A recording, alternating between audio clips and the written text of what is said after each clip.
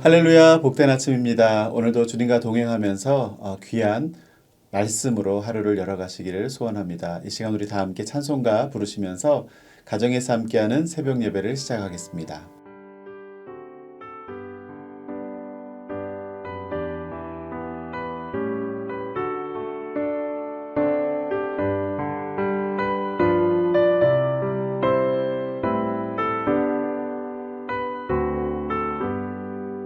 나의 영원하신 기업 생명보다 귀하다. 나의 갈 길 다가도록 나와 동행하소서. 주께로 가까이 주께로 가오리. 나의 갈 길 다가도록 나와 동행하소서.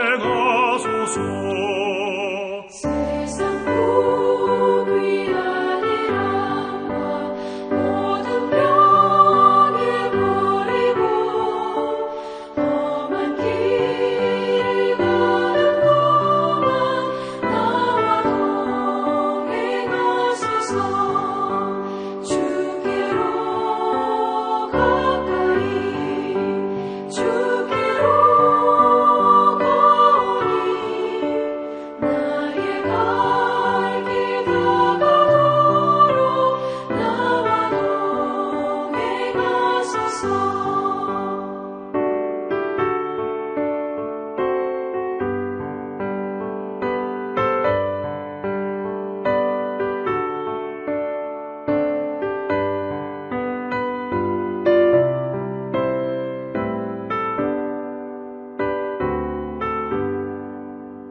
어두운 골짝 지나가며 험한 바다 건너서 천국문에 이르도록 나와 동행하소서. 주께로 가까이 주께로 가오니 나의 갈 길 다가도록 나와 동행하소서.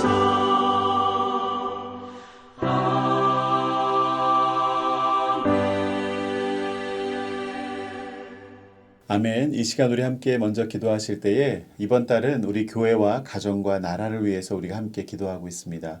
오늘 우리가 함께할 기도 제목은 계속되는 한여름밤의 금요워십 주기도문 시리즈 설교를 통해서 우리 성도들에게 기도의 불길이 또 계속 일어날 수 있도록 우리 이 시간 함께 마음 모아 기도하도록 하겠습니다. 하나님 감사합니다. 오늘도 우리에게 복된 하루를 주시고 이 하루를 열어갈 때에 주님과 먼저 교제하게 하시고 주님의 말씀 속에서 우리가 행하여야 할 바를 깨닫게 하시니 감사합니다. 하나님, 오늘 이 은혜의 자리가 저희들에게 무엇보다 소중한 자리요 그 무엇과도 바꿀 수 없는 자리임을 저희들이 고백합니다. 하나님, 오늘도 저희들을 만나 주시고 저희들을 깨닫게 하여 주시옵소서.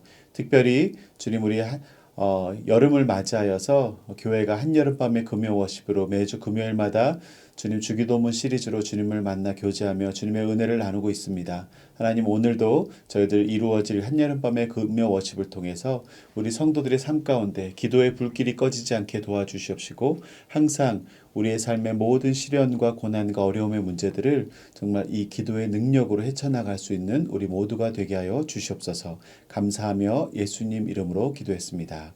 아멘. 이 시간 우리 다 함께 하나님 말씀 묵상하도록 하겠습니다. 하나님 말씀은 로마서 8장 31절부터 39절의 말씀인데요. 저와 여러분이 한 절씩 교독하도록 하겠습니다. 함께 읽겠습니다. 그런즉 이 일에 대하여 우리가 무슨 말하리요? 만일 하나님이 우리를 위하시면 누가 우리를 대적하리요?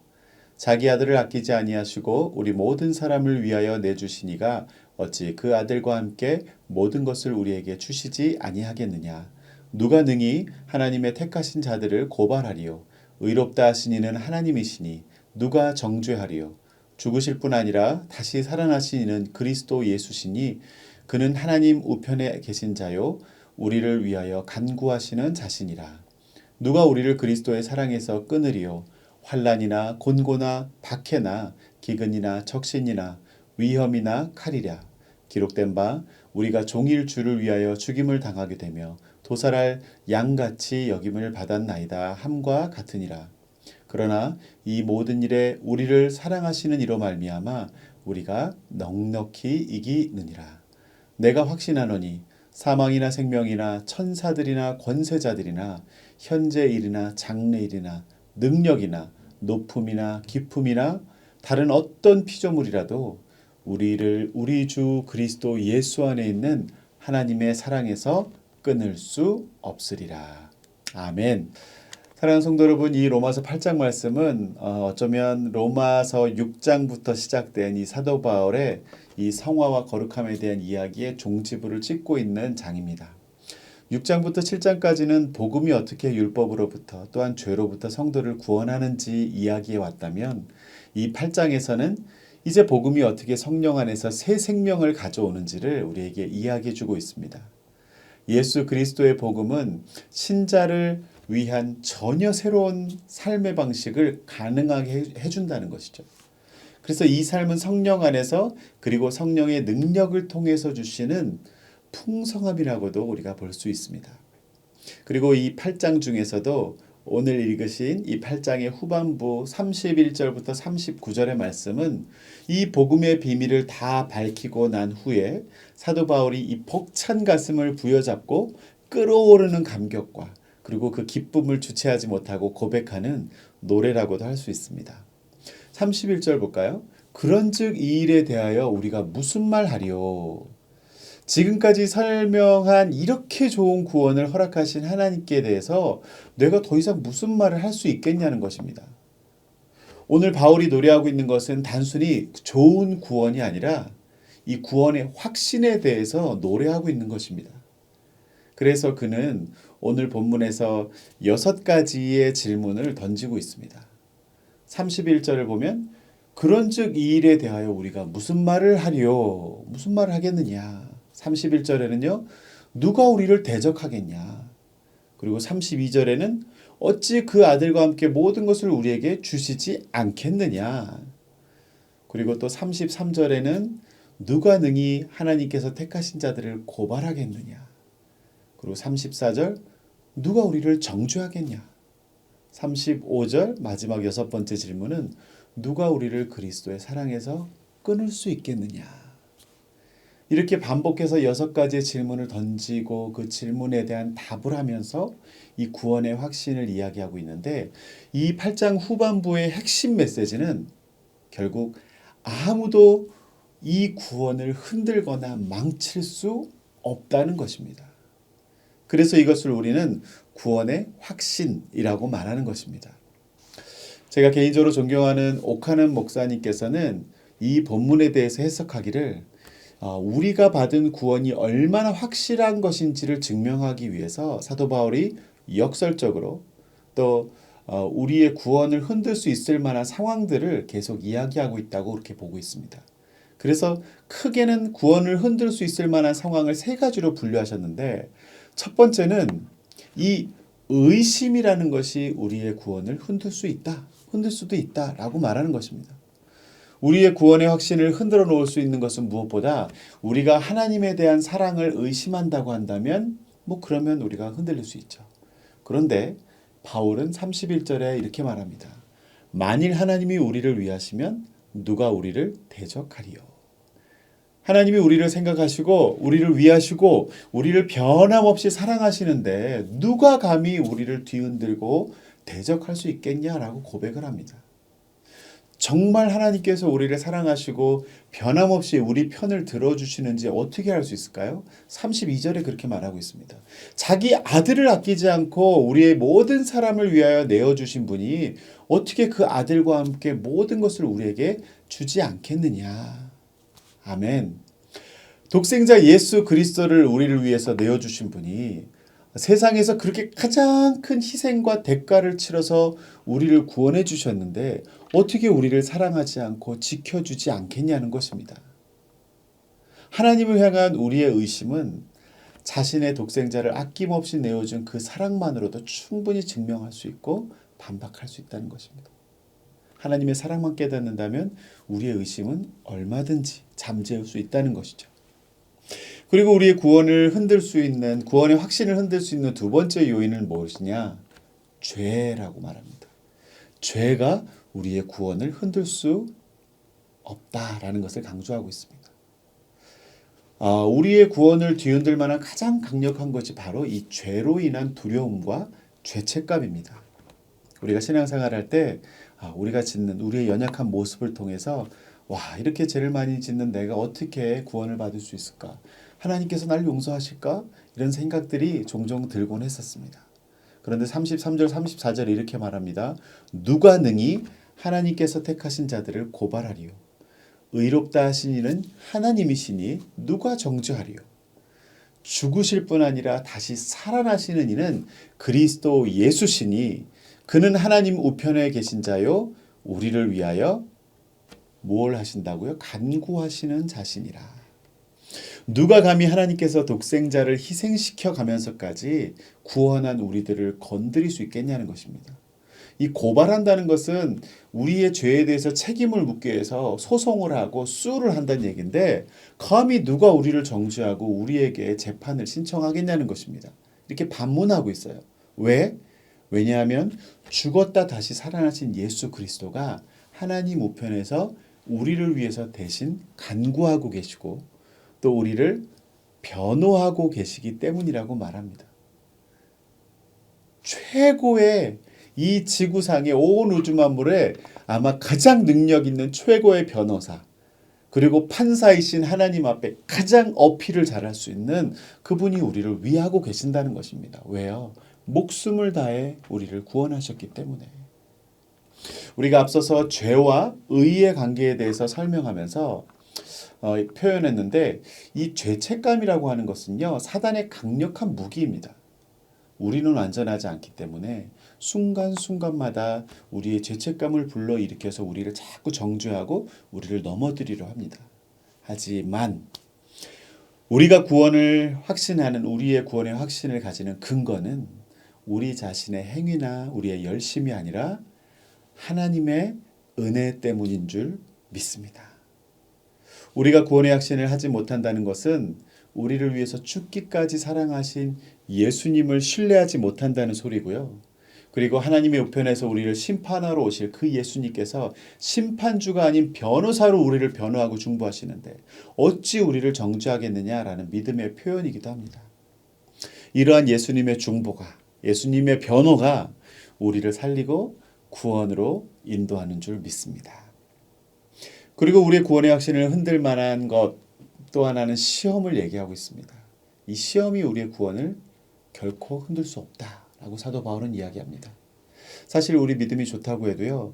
우리 인생에 참 견디기 힘든 고난이나 시련이 찾아오면 마음의 평안함이 무너지고 또 우리의 불신앙의 생각들이 스물스물 들어올 수 있습니다. 그래서 우리의 구원의 확신을 흔들 수 있는 거죠. 35절에 이렇게 말합니다. 누가 우리를 그리스도의 사랑에서 끊으리요? 환난이나 곤고나 박해나 기근이나 적신이나 위험이나 칼이랴. 이 사도 바울이 환난과 곤고와 박해, 기근, 적신, 위험, 칼 이런 것 등을 이야기하면서 우리 인생에 두려움을 주는 시험거리들을 말하고 있습니다. 사실 이 모든 것들이 그 초대 교회 때에 로마 제국사 밑에서 고난받던 초대교회 성도들이 당하던 것들이었어요. 환난은 우리 인생을 타작하듯이 뒤흔드는 그런 상황을 말하고요. 이 곤고라고 하는 것은 정신적인 고통을 말하는데 감옥에 갇혀서 옴짝달싹 할 수 없는 그런 상황들, 그런 것을 곤고함이라고 말합니다. 그리고 박해는 노골적으로 우리 영적인 괴롭힘을 말하고 또 기근과 적신은 육체적 고통으로 굶주림과 또 헐벗음을 이야기하는 것입니다. 우리가 다 견디기 힘들어하는 것들이죠. 근데 이렇게 육체적, 정신적, 영적으로 시험을 당하면 우리의 구원에 대한 확신이 흔들릴 수 있어요.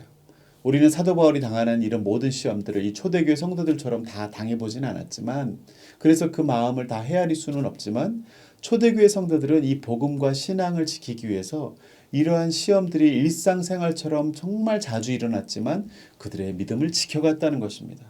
이런 곤고함과 환난 속에서도 초대교회 성도들이 또 사도들이 어떻게 그러한 시험과 환난을 맞닥뜨려서 믿음의 확신을 지켜갈 수 있었을까요? 그 비결을 37절에서 말하고 있습니다. 그러나 여러 가지 시험이 우리를 흔들 수 있겠지만 이 모든 일에 우리를 사랑하시는 이로 말미암아 우리가 넉넉히 이기느니라. 아멘. 바로 우리를 사랑하시는 분, 예수 그리스도 때문에 성도들은 이 시험을 넉넉히 이길 수 있었다는 것입니다. 하나님은 우리를 향한 사랑이 변함이 없으시기 때문에, 그리고 예수님은 우리를 위해서 중보하시는 자리에서 절대 떠나지 않고 항상 우리를 눈동자와 같이 보호하시며 우리를 위해 간구하시는 분이기 때문에 어떠한 상황 속에서도 평강을 잃지 않고 우리의 구원의 확신을 지켜갈 수 있다는 것입니다. 우리 삶 속에 수많은 어려움이 닥쳐올 수 있지만 그 순간에 우리의 삶의 주인이 누구일까요? 우리를 사랑하시는 분과 함께 여러분들은 계십니까? 아니면 나홀로 버려진 듯한 그런 착각 속에서 혼자 괴로워하며 외로워하고 계십니까?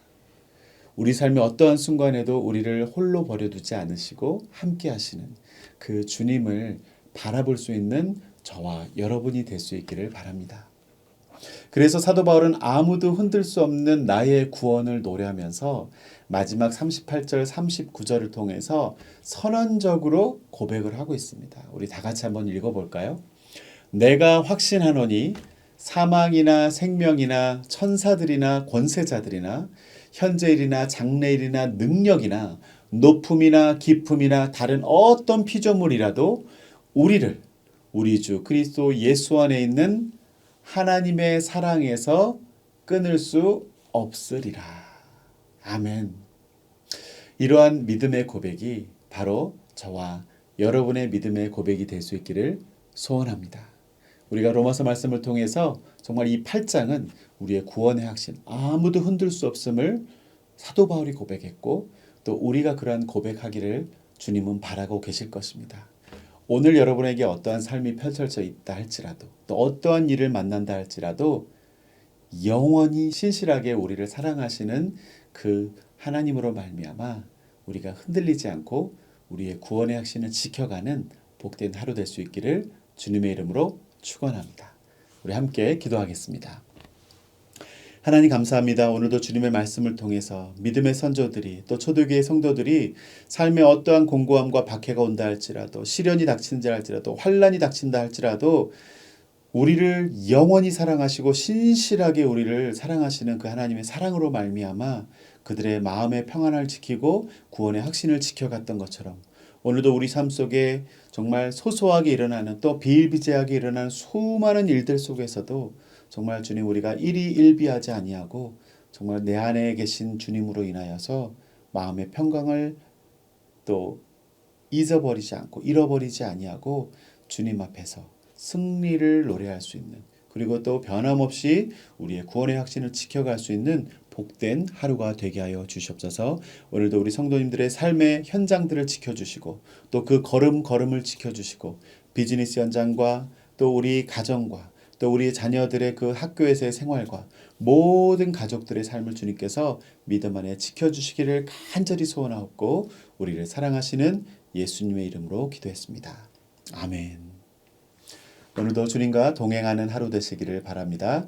이제 각자의 기도 제목을 가지고 하나님 앞에 나아가겠습니다.